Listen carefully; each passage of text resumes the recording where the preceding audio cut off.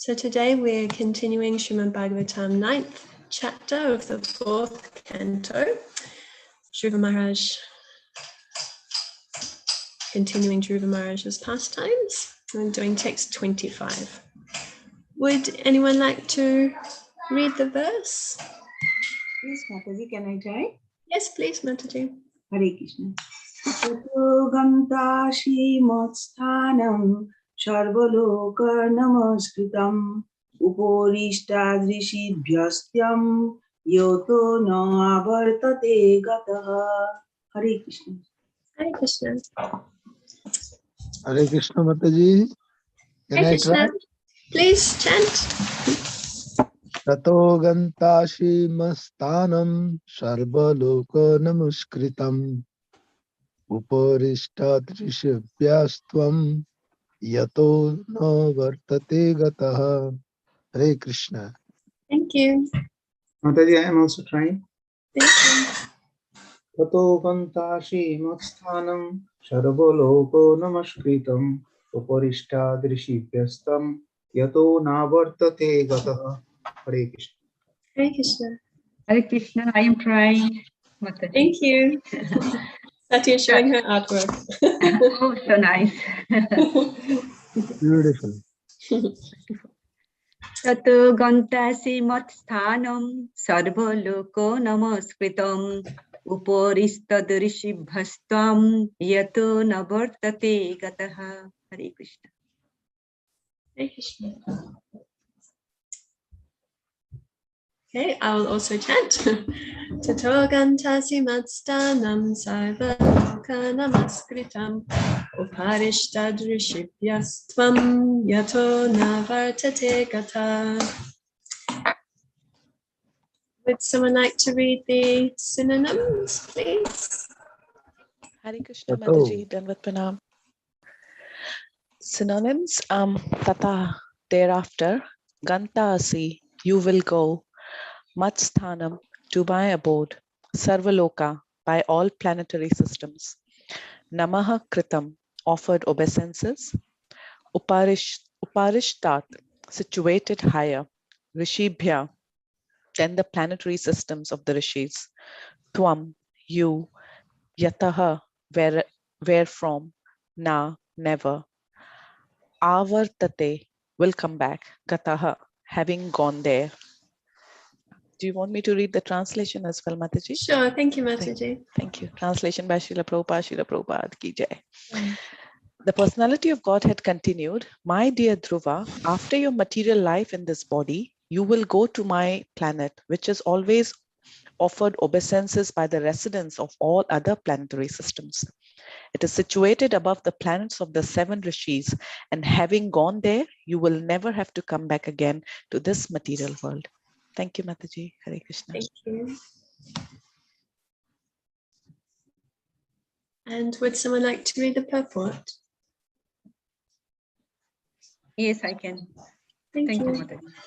In this verse, the word navartate is very significant. The Lord says, you will not come back to this material world, for you will reach matsthanam, my abode. Therefore, Dhruvalaka, or the pole star, is the abode of Lord Vishnu within this material world. Upon it, there is an ocean of milk, and within that ocean, there is an island known as Setadepa. It is clearly indicated that this planet is situated above the 7 planetary systems of the rishis. And because this planet is Vishnu Loka, it is worshipped by all other planetary systems. It may be questioned here, what will happen to the planet known as Dhruva Loka at the time of dissolution of this universe? The answer is simple. Dhruva Loka remains like other Vaikuntha Lokas beyond this universe. Srila Vishwanath Chakravarti Thakura has commented in this connection that the very word navartate indicates that this planet is eternal. Thank you, Mataji. Thank you very much, Mataji.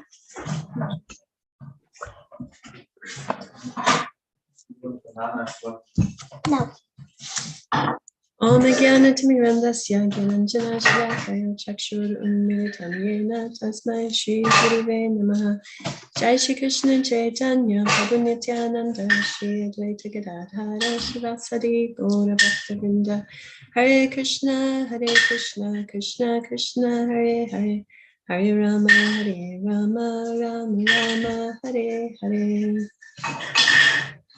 I'll just read the translation once again. The personality of Godhead continued, my dear Dhruva, after your material life in this body, you will go to my planet, which is always offered obeisances by the residents of all other planetary systems.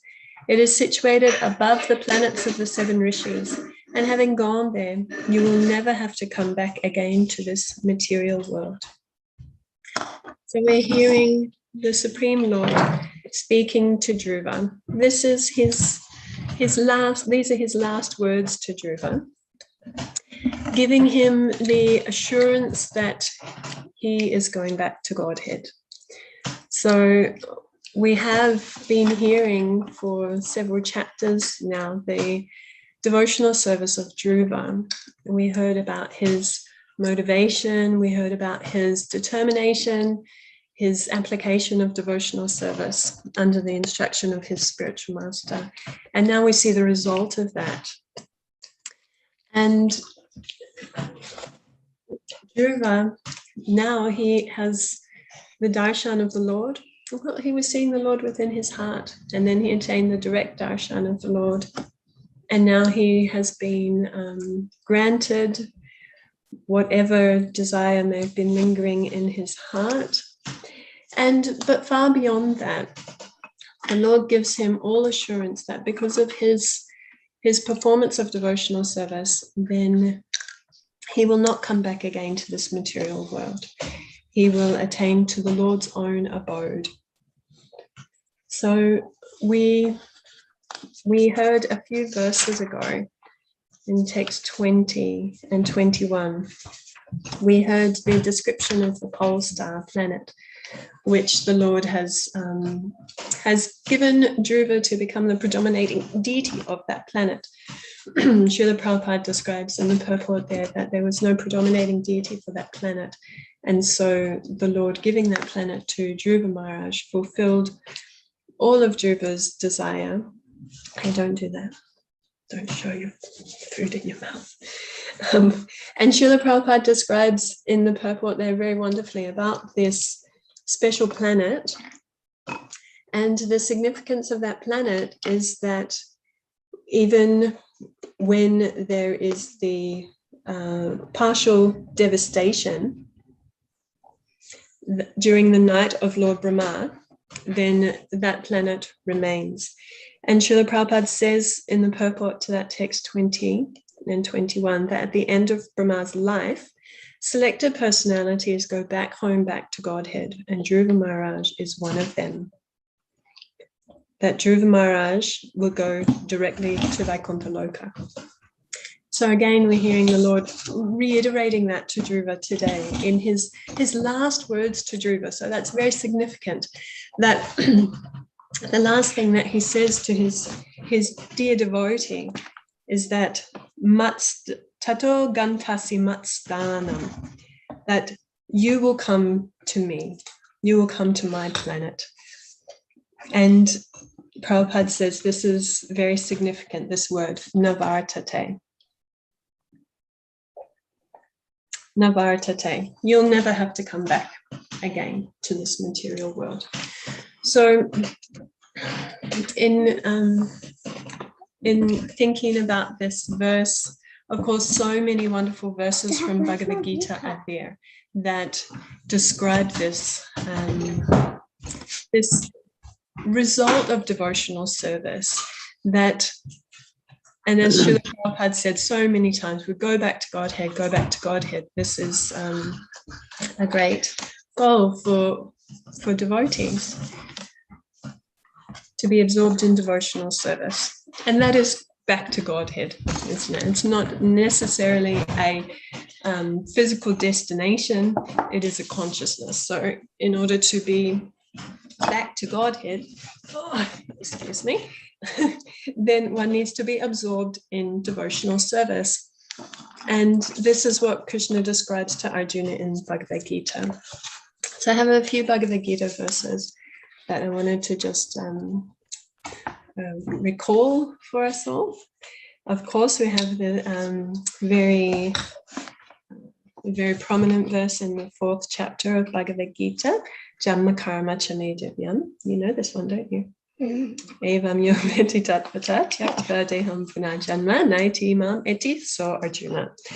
So Krishna, he says to Arjuna there that for one who knows the transcendental nature of my appearance and activities does not, upon leaving the body, take his birth again in the material world, but attains to my eternal abode. So this is what the Lord is also saying today to Dhruva, that Dhruva, you will never again have to come to this material world. You will attain to my abode. So how is it that Dhruva has that benediction from the Lord?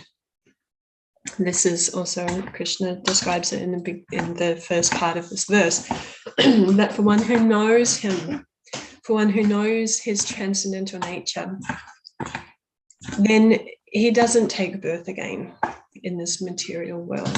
And how is it that we can understand the Lord's nature? That is a very difficult thing. And we see so many different spiritual paths, so many different attempts that people make in order to try and understand the greater reality, to try and understand who is God, who am I, what is our relationship, is there a relationship, is God just an energy, is there actually a spiritual reality, is everything just void? We have so many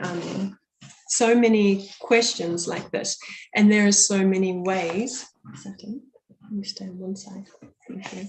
There are so many ways that people try to answer these questions, so many different paths. And yet Krishna describes very, very clearly in Bhagavad Gita how it is that we can come to understand him, how it is that we come to understand his transcendental nature. And we see that in Dhruva Maharaj's example. What is that process for understanding God, for understanding Krishna? To such an extent that we don't have to come back again to this material world. And that is only by devotional service. This is what Krishna explains throughout the whole Bhagavad Gita to Arjuna, that by engagement in devotional service only can he be known in truth. So we'll go to a few verses further on in Bhagavad Gita where Krishna really explains this very clearly to Arjuna. And of course, as aspiring devotees, we know this, we hear this a lot, that it is only by devotional service that Krishna can be known. Because actually Krishna can't be known by any of our own endeavor. Krishna is only known to us if he reveals himself to us. What is our capacity to understand the Lord? We don't have any. We only understand Krishna by him revealing himself to us. It's a process of revelation, actually. So, but what is the active ingredient? What is that thing that makes Krishna want to reveal himself to us? That is devotional service. That is the exhibition, the expression of our love for Krishna. That's what makes him want to reveal himself. And only by that revelation will we be able to then understand him. It's only by Krishna's grace. So Krishna describes to Arjuna in the 11th chapter of Bhagavad Gita. This is text 54 and 55. My dear Arjuna, only by undivided devotional service can I be understood as I am, standing before you, and can thus be seen directly. Only in this way can you enter into the mysteries of my understanding. And of course, we understand the context of this verse. This is in the 11th chapter of Bhagavad Gita, the universal form. So Arjuna has seen this magnificent manifestation of the Lord's opulences in all its glory and in all its, he becomes afraid, so much is going on there for Arjuna. And he sees so much of the Lord's opulence being displayed that his natural devotion to the Lord becomes slightly covered with this awe, reverence, and feelings of, oh my God, I've offended Krishna by my actions towards him, by acting as his friend. So after Arjuna is kind of shocked and his natural devotion to the Lord is, there's a slight, not interruption, but it's just Arjuna sees the Lord in a different way after seeing his opulences like this. Then Krishna reassures him that it's only by devotional service can you actually see me, that he is only to be known by loving devotional service. That's it. Can you get me some water, please? That's the only way that we can enter into the mysteries of Krishna, the mystery of devotional service as it's described in Bhagavad Gita. It's the Rajavijja Rajaguyam. It's the most secret of all secrets.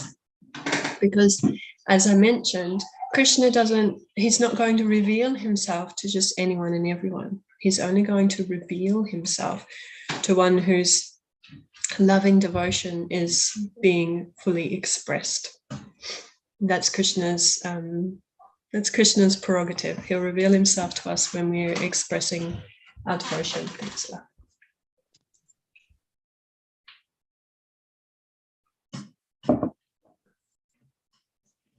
So we need this undivided devotional service. And this is what we see in Dhruva Maharaj. This is what he has exhibited. This determination, such determination. He's such a wonderful example of that. And the sincere execution of his spiritual master's instruction. Very fixed. He had this one-pointed intelligence that Krishna says we need in Bhagavad Gita. Vyavasayatmika buddhi ekeha kurunandana. We have one-pointed intelligence. Then we see the result of that. And the result is that he was able to have the direct darshan of the Lord. He was able to receive the Lord's mercy and understand the Lord by that touch of his transcendental concha. Dhruva was able to understand the Supreme Personality of Godhead and then be offered this wonderful benediction by the Lord that because of your devotion, then you will not have to return again to this material world. You will gain entrance into my own abode. So if this is our goal, our aspiration in devotional service, we can take so much instruction from how Dhruva has executed devotional service and attained to this goal.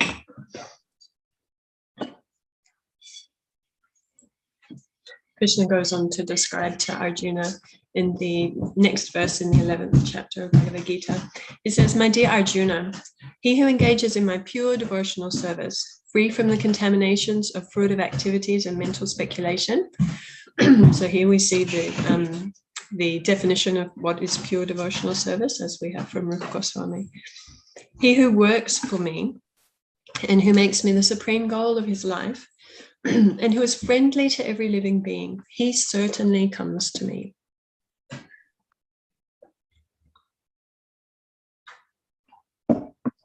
Srila Prabhupada says in the purport here that anyone who wants to approach the supreme of all personalities of Godhead on the Krishna Loka planet in the spiritual sky and be intimately connected with the supreme personality of Godhead, Krishna, must take this formula as stated by the Supreme himself.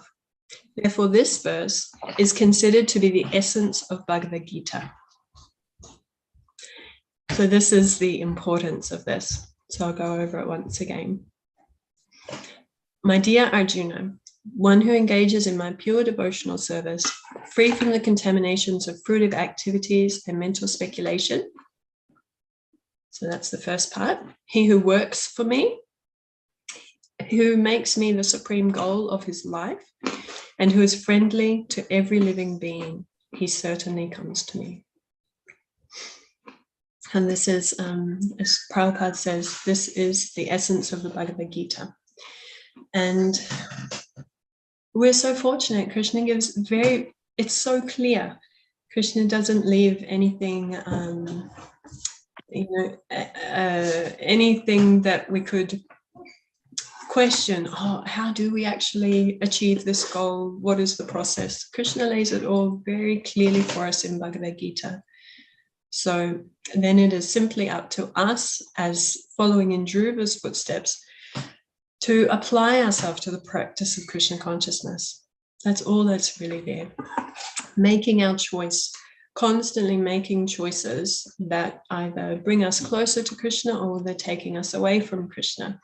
The nature of the living entity in this material world is that we are marginal energy. So we have this tendency to come underneath the control of the spiritual energy or of the material energy. So what does that look like? Very simply, when we're under the control of the spiritual energy, we're engaged in devotional service. And when we're under the influence of the external energy, we're engaged in service of Maya. We're engaged in service of the material energy. This is where our material desires increase. Our entanglement in the material world increases. When we're under the influence of the spiritual energy, then those things are lessening. They are slackening, and our attachment to Krishna is increasing. So the nature of the living being is that we can go either way. And this is always our choice. This is our constant choice. So which way am I going to go in this moment, in this day, in this week, in this year? Which side am I taking shelter of? And it's really interesting, because that's the nature of the jiva, that we flip like this. So how to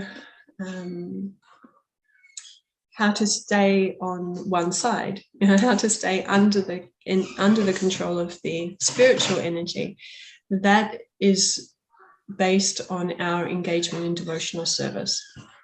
So the whole 9 processes of devotional service: hearing, chanting, remembering, praying, offering service, becoming the Lord's friend, the whole process of devotional service.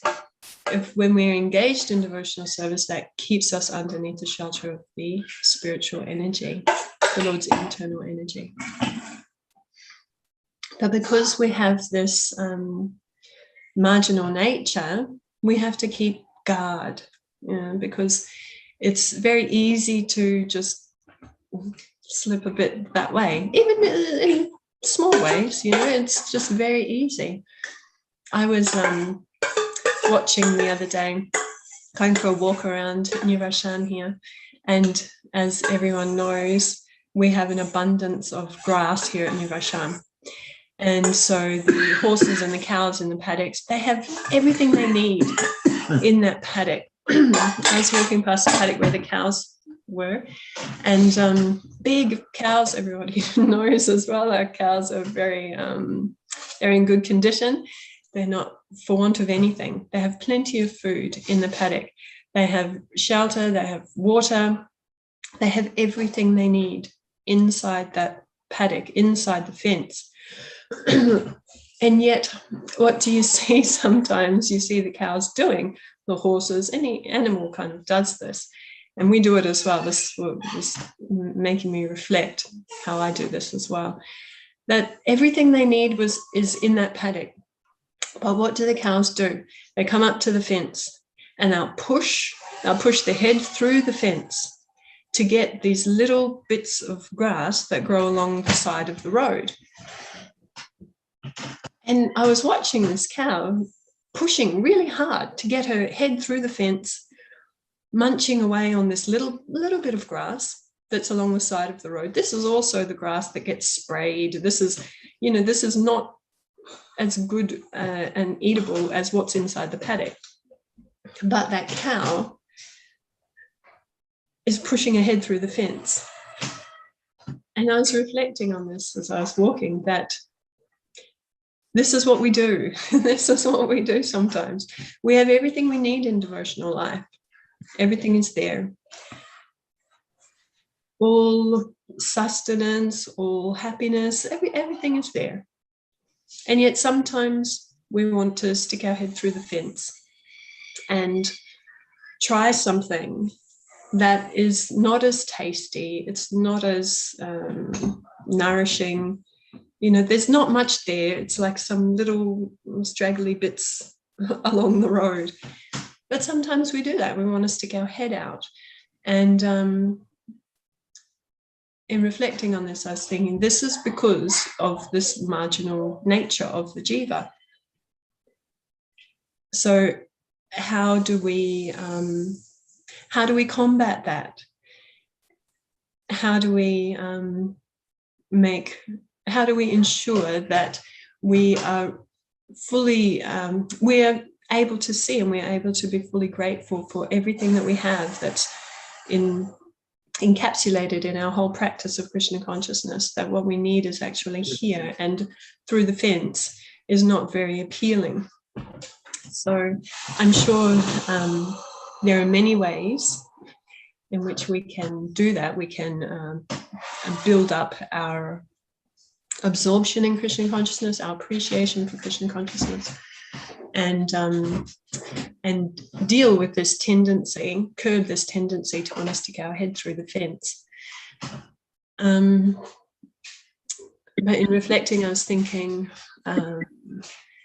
that a very powerful way is associating with those devotees who are fully satisfied in Krishna consciousness. And through that association with in contact with their purity, then that influence also rubs off on us, and our desires begin to change through the association of very sincere devotees. Then our own sincerity can increase. And of course, absorption in hearing and chanting.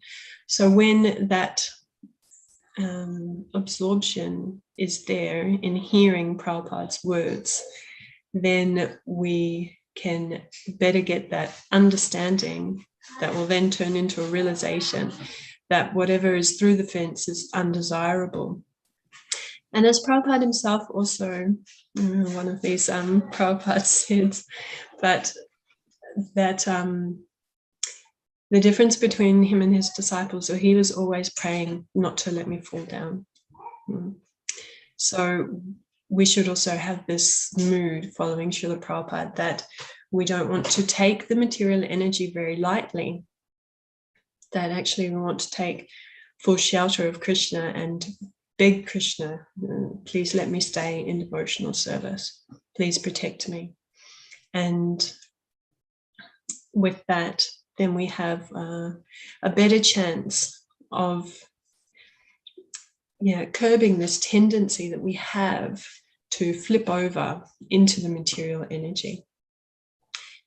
Because, as Krishna is describing here in Bhagavad Gita, it's only by devotional service that we can understand Krishna. It's only by that absorption in devotional service. So that is incompatible with absorption in the material energy. It doesn't go together. So we need to be able to stay under the influence of the internal energy of the Lord. As Krishna goes on to say in the 18th chapter of Bhagavad Gita, text 55, one can understand me as I am, as the Supreme Personality of Godhead, only by devotional service. And when one is in full consciousness of me, by such devotion, he can enter into the kingdom of God. So this is our goal. This is what we are working towards. And as Krishna says here, when one is in full consciousness of me by such devotion. So this level of devotion, it's extremely exalted, extremely exalted. This is real absorption in devotional service. And Srila Prabhupada describes in the purport how we perform devotional service that will become such an absorption. And Prabhupada says, that if anyone wants to understand the Supreme Personality of Godhead, he has to take to pure devotional service under the guidance of a pure devotee. Otherwise, the truth of the Supreme Personality of Godhead will always be hidden. So again, this is key in devotional life, that we must be engaged in devotional service under the guidance of Krishna's pure devotee. That is the guaranteed formula. That is the mystery of understanding Krishna, that we must understand Krishna through parampara. There's actually there's no way around that. And there's no other way of understanding Krishna, because, as I mentioned, Krishna only reveals himself to one who has pure devotion. Now, I certainly don't. And my only hope is to connect to those, to follow those who do. Otherwise, how will I be able to understand Krishna? Why would Krishna reveal himself to me? So this is our position in devotional life. So we can only understand Krishna under the guidance of those who understand Krishna, who are linked up in this chain of disciplic succession. This is the only way of having any hope to understand Krishna. As Prabhupada says in this purport, he said that there's no way we can understand Krishna by speculation. There's no way we can understand Krishna by scholarship. There's no other way we can understand Krishna. It's only by devotional service. And it's only by being engaged in devotional service under the guidance of the Lord's pure devotees. That's all. And again, we see this in Dhruva Maharaj. He's engaged in devotional service under the guidance of Narada Muni. He serves Narada Muni's instructions, and therefore he gains this result, matsthanam, you'll come to my abode. And this is what Krishna goes on to describe in the next text, 1856 in Bhagavad Gita. Though engaged in all kinds of activities, my pure devotee, under my protection, reaches the eternal and imperishable abode by my grace. I'll read, it's a very short purport. I'll just read that purport. And then I'll probably finish there because I need to get Sati to school. So Prabhupada says the word mad vyapashraya means under the protection of the Supreme Lord. To be free from material contamination, a pure devotee acts under the direction of the Supreme Lord or his representative, the spiritual master. There is no time limitation for a pure devotee. He is always 24 hours a day, 100% engaged in activities under the direction of the Supreme Lord. To a devotee who is thus engaged in Krishna consciousness, the Lord is very, very kind. In spite of all difficulties, he is eventually placed in the transcendental abode or Krishna Loka. He is guaranteed entrance there. There is no doubt about it. In that supreme abode, there is no change. Everything is eternal, imperishable, and full of knowledge. So we see this is what the Lord is saying to Dhruva in this verse today, that you will come to my abode. You will never again come back to this material world. That abode of mine is eternal. You will have eternal residence there.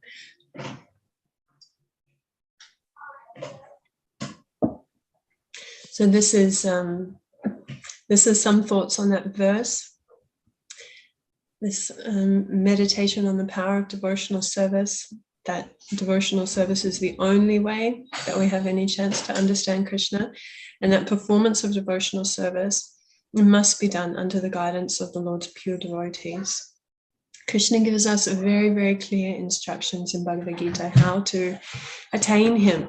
And throughout the Srimad Bhagavatam, we see so many examples, real life examples of how devotees have done that. And that those examples should give us so much inspiration and faith, actually, that this is attainable. although it is very exalted, it is attainable, because as Prabhupada says here, I love how Prabhupada says this, the Lord is very, very kind. And we see that in this interaction between the Lord and Dhruva. We see so much the Lord's kindness. Dhruva wanted to offer prayers. The Lord could sense that, but he's inexperienced. He's 5. The Lord is so kind. He touched him with his conch shell. So therefore, Dhruva was able to perform devotional service, was able to perform that service of offering prayers. In so many ways, we see the Lord's exhibition of this great kindness towards Dhruva. So this is another element there that can give us so much inspiration and hope that we're dependent on the Lord's kindness. We're dependent on the kindness of the Lord's devotees. That's really our only, that's our saving grace. So I think I'll finish there. And if anyone would like to share their realizations or make a comment, please feel free. Thank you for your tolerance and listening to me. Srila Prabhupada ki jai. Dandavat pranam. Hi, Krishna. Yeah, you nicely explained that the example you have given is very, very nice. Yes, how we deal with everyday problem, like the cow was trying to push the fence to get a little amount of grass, where she is being fed with all the facilities. Still we are trying. So this is our real position. We are always look for the small quantity of pleasure instead of all the facilities provided by the Lord. So we are tempted with the little things around us, then that disturbs us in our devotional service. The example is very, very nice. Yes, thank you, Prabhu. Yes, yeah, it's so true, isn't it? It's really reflecting on this. It's very interesting to see it. You see it a lot with animals. You know, they have what they need, and yet they want to go outside of what they need. So yes, we can always reflect on this for ourselves, and also reflect on ways that we can increase our absorption, so that we don't look outside anymore. And that will come in through the sincere execution of devotional service. That will come when we reach the stage of steadiness and real taste and attraction for Krishna. As we advance in our devotional service, it will come. But it's definitely good to reflect on these things, so we can see where are our weaknesses also. What are those little bits outside the fence that attract me? Because that could be different to what attracts others. Where are my weaknesses in the material world that I'm still harboring attachment to and attraction for? Yeah. Yes, Thank you, thank you. Mataji. Thank you, Mataji. Hare Krishna. Hare Krishna. Thank you for a very nice class. Just one clarification. The Lord gave Dhruva Maharaj this benediction that he'll go back to his abode. But before this, he said he'll rule for 36,000 years. So it's a pretty long time. Why is that the Lord did not take him immediately? Well, Dhruva still had a lot of devotional service to perform. And he spent the rest of that 36,000 years ruling in a very just way, performing sacrifices, performing yagyas for the benefit of all humanity. So it's not that every time there's a devotee reaches this level of purity that Krishna immediately takes them. Krishna may have other services for us to do here. And a devotee is always happy with that. You know, wherever Krishna wants me, actually, like my Guru Maharaj often says, you know, back to Godhead is a mentality, back to Godhead is a consciousness. So when we're absorbed in pure devotional service, we can be back to Godhead here performing our service for Krishna, wherever Krishna wants me to go. So I don't think Dhruva would have been in any way disappointed. You know, why aren't I back to Godhead right now? He spent his life in devotional service. And then as we know, the end of his life, all perfection. For a very nice explanation.